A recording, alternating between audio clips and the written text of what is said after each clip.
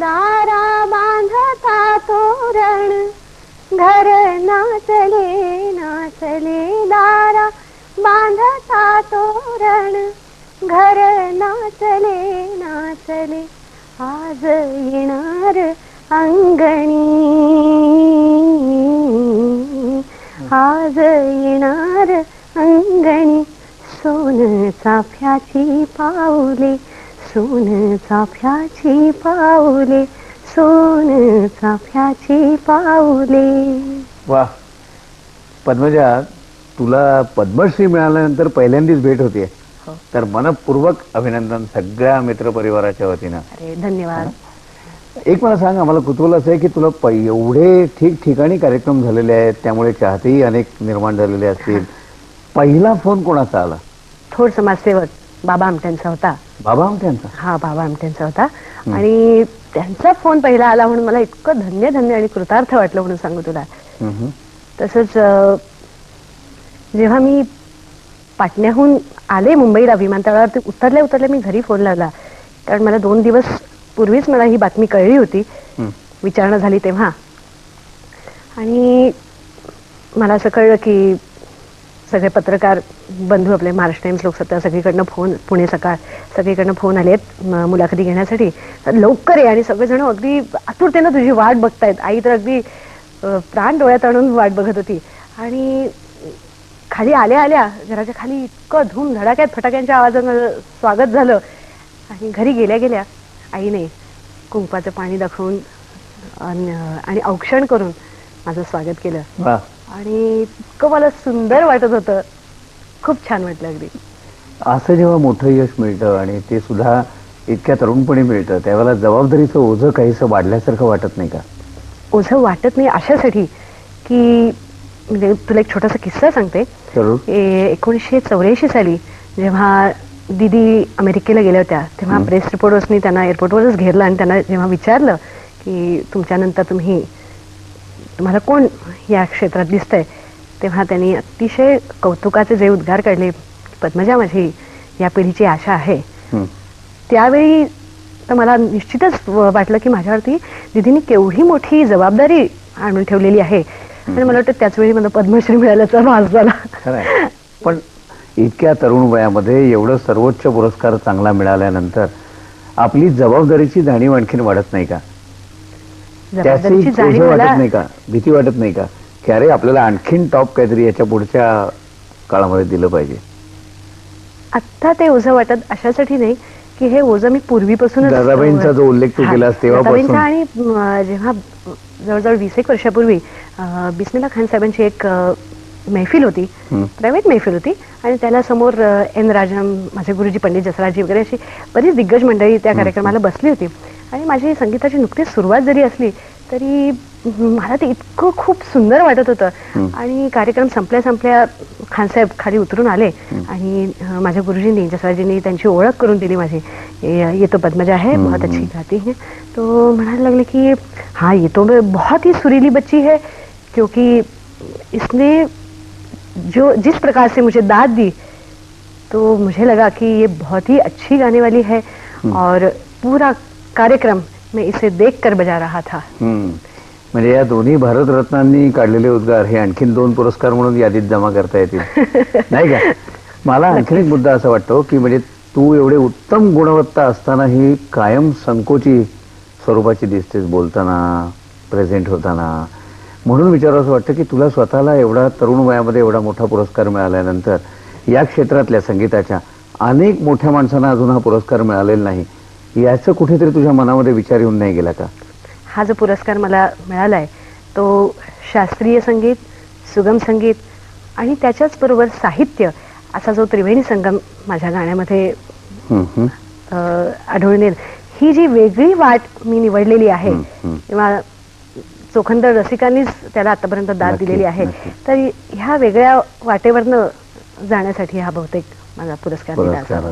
हे तुझी भाषेची समज, कविता मांडण्याची पद्धत, या सगळ्याच बाबतीत तुला खरोखरच मनपूर्वक दाद दिली पाहिजे. कारण दुर्गाबाई भागवतांसारख्या विदुषीचे शब्द ते म्हणण्याची परवानगी त्या देतात आणि तू ते तेवढ्या ताकदीनं म्हणतेस, ही दाद ती देण्यासाठी माझी स्फूर्ती देवता आहे.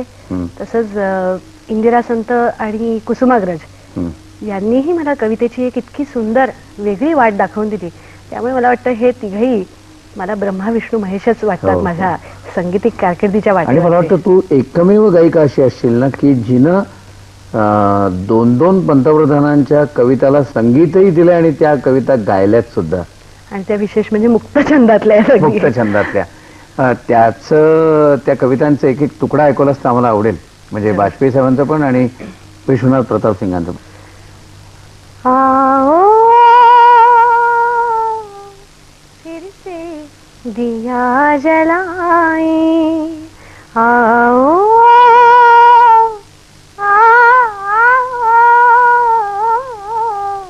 फिर से दिया जलाए, आहुति बाकी यज्ञ अधूरा, आहुति बाकी यज्ञ अधूरा, अपनों के विघ्नों ने घेरा, अंतिम जय का वज्र बनाने नवदधि की हड्डियां गलाए, आओ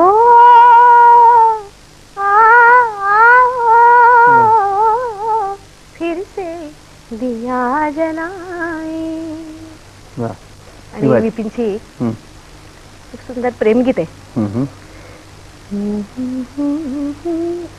जहाँ भी हो,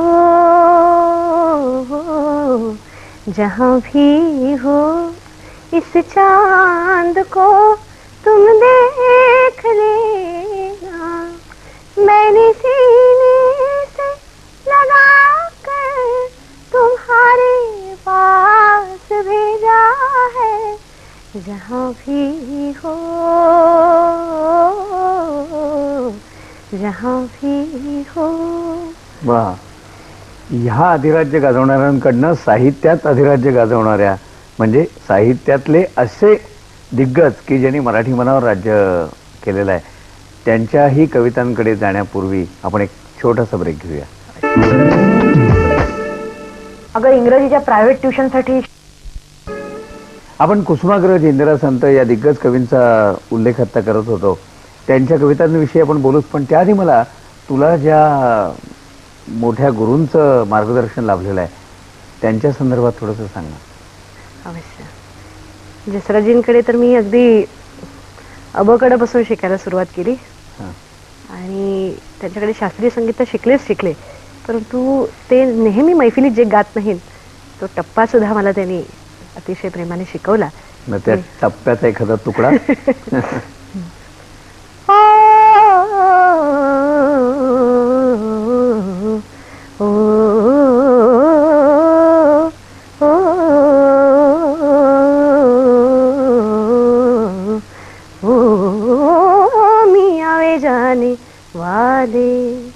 जाने वाले हो, मियाँ वे जाने वाले, तेनू वाला दी कसम मुड़िया भी छीरे वाल मियाँ ओ मियाँ वे जाने वाले. जांदा वे जांदा मियाँ मियाँ, जांदा वे जांदा मियाँ, तुसी मन ले जांदा, तुसी मन ले जांदा, शोरी शरे मत वाला ले जांदा, शोरी शरे मत वाला ले जांदा, शोरी शरे मत वाला ले जांदा. ओ मियाँ वे जाने वाले, मियाँ वे ओ मिया वे जाने वादे. वा. आणि रामनारायणजींनी प्रत्येक सूर कसा मायक्रोस्कोपिकली बघून त्याचा अभ्यास करून मांडावा. मांडावा, प्रस्तुत करावा, हे त्यांच्याकडनं मी शिकले. तसंच रुद्रनाथजी त्यांची अगदी वेगळी स्टाईल, उस्ताद आमिर खान साहेबांची स्टाईल.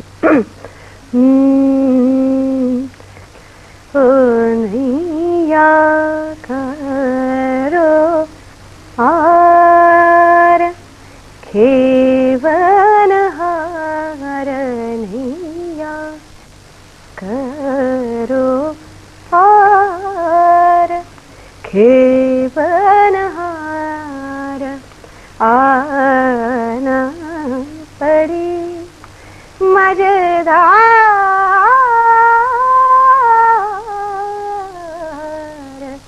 नैया करो पार गुणगान के नैया दौड़तात तुम हो गुण के कारतार,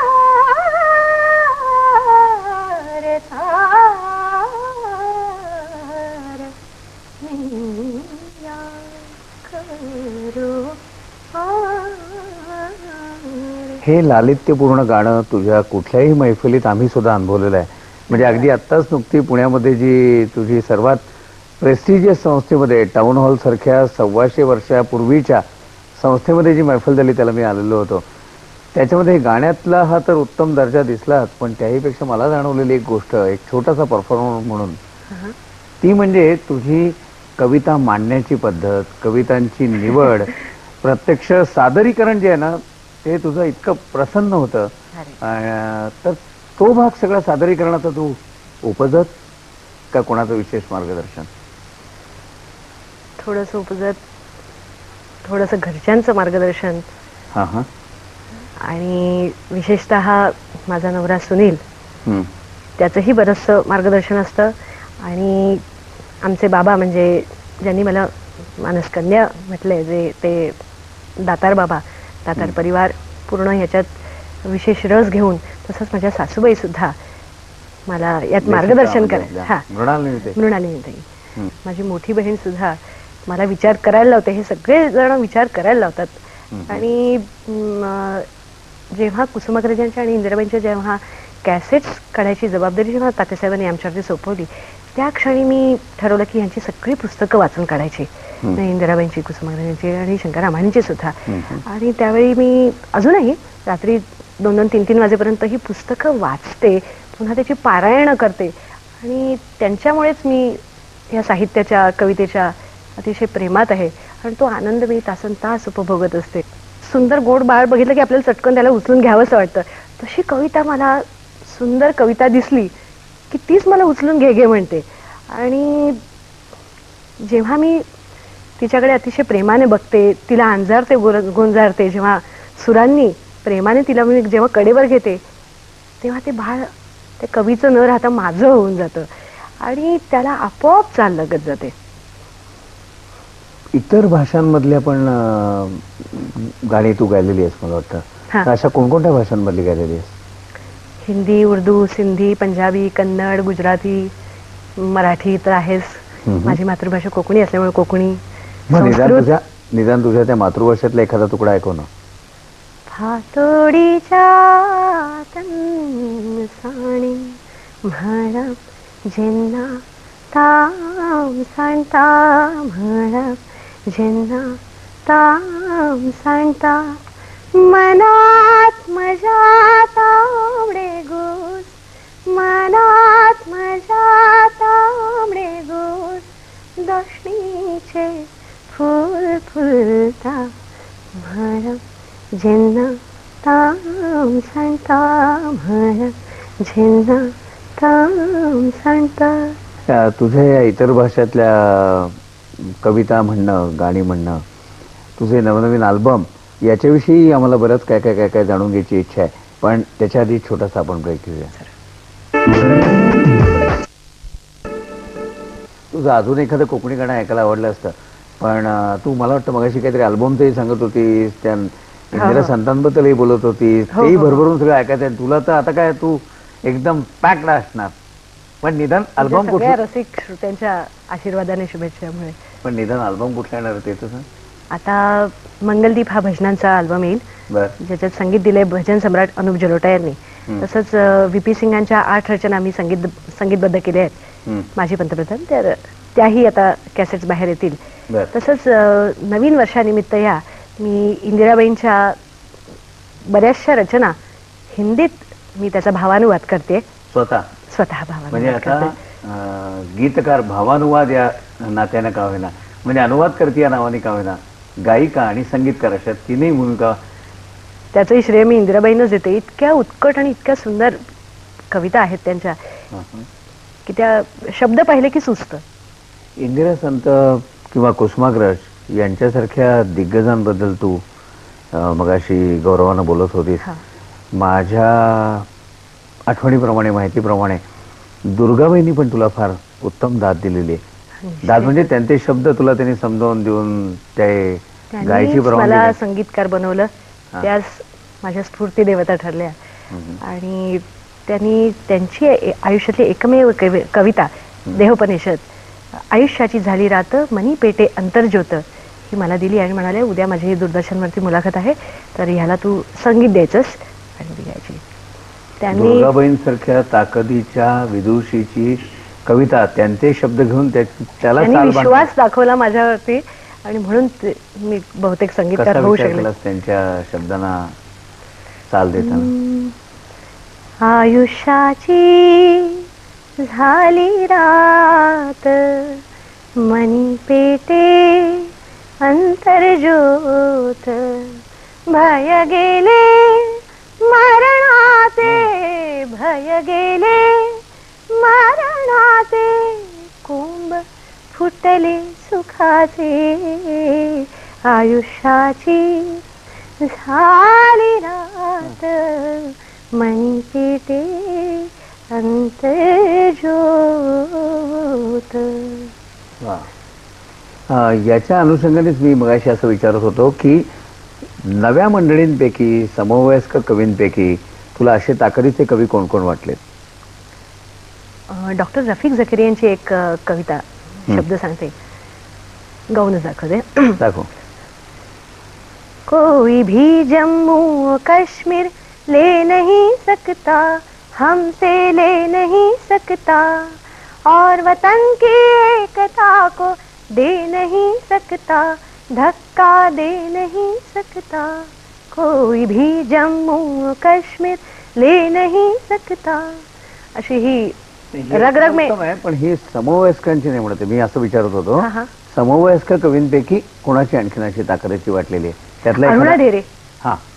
फार सुंदर अगदी कविता लिहिते. तारकांची रात्र सखये एकटी झुरते कशी ग, तारकांची रात्र सखये एकटी झुरते कशी ग, एक अन्ही केशराची चांदणी फुलते कशी ग, तारकांची रात्र सखये एकटी झुरते कशी ग. गाण्यातलं असलेला प्रत्येक जण सर्वात वलयांकित जे माध्यम आहे सिनेमाचं, त्याच्यासाठी गातोच. म्हणजे अगदी जुन्या काळातल्या शास्त्रीय संगीताच्या प्रांतातल्या मंडळींनी सुद्धा सिनेमासाठी गायलेलं आहे. तुझं मला वाटतं एखादंच गाणं झालेलं आहे ना सिनेमासाठी? नाही, प्रेमासाठी वाटेल ते या चित्रपटासाठी सुद्धा मला ज्याच्यासाठी मिया Tansen award classical best song म्हणून मिळालंय. मला आठवत आहे ते रघुनाथ मंगेशकरांच्या निवडून गे या सिनेमासाठी तू गायलेलं केव्हा तरी पहाटे. त्यांनीच आपण मला वाटतं समारोप करूया.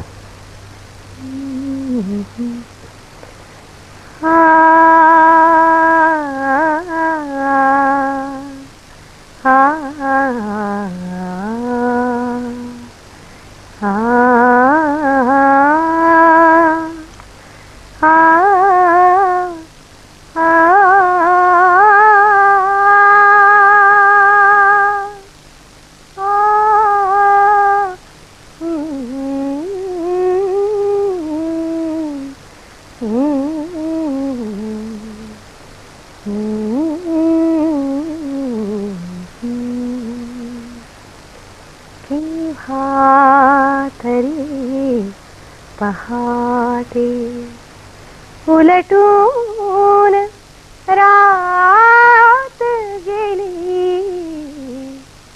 केव्हा तरी पहाटे. अजूनही सुगंध येई, अजूनही सुगंध येई दुलईस मोगऱ्याचा. गजरा कसा फुलांचा विसरून रात गेली, केव्हा तरी पहाटे, केव्हा तरी पहाटे उलटून रात गेली, मिटले सुकून डोळे, मिटले मिटले मिटले सुकून डोळे. हरवून रात गेली, केव्हा तरी पहाटे, केव्हा तरी पहाटे, केव्हा तरी पहाटे.